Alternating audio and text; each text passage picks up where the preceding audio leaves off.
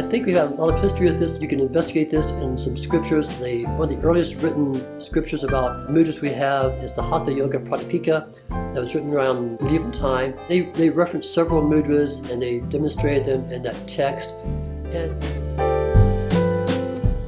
And it was interesting in that text, and you see this a lot in these old texts, these old tantric texts, about secrecy.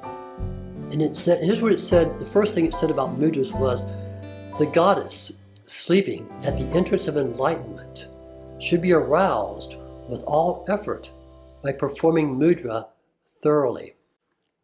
So what they were saying was, yes, do your asanas, do your pranayamas, do your shatkarmas, do your cleansing practices, but when you want to awaken the sleeping goddess, go to the mudras. And because this was so powerful, oftentimes they were the last thing taught to practitioners, and in some sects, some places where they kept yoga really tight, they would not teach this mudra to only a very few people.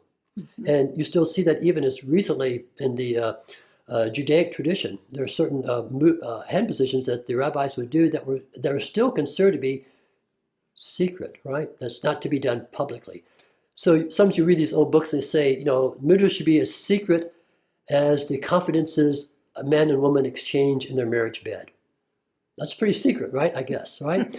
But today, everything's out, no more secrets. And so we are fortunate that we can actually have access to so many of these practices, especially mudras, that were up until recently completely never taught openly. Even as recently as the 1980s, when I was reading Yoga Journal magazine, they had a cover that showed a really interesting hand mudra I'd never seen before.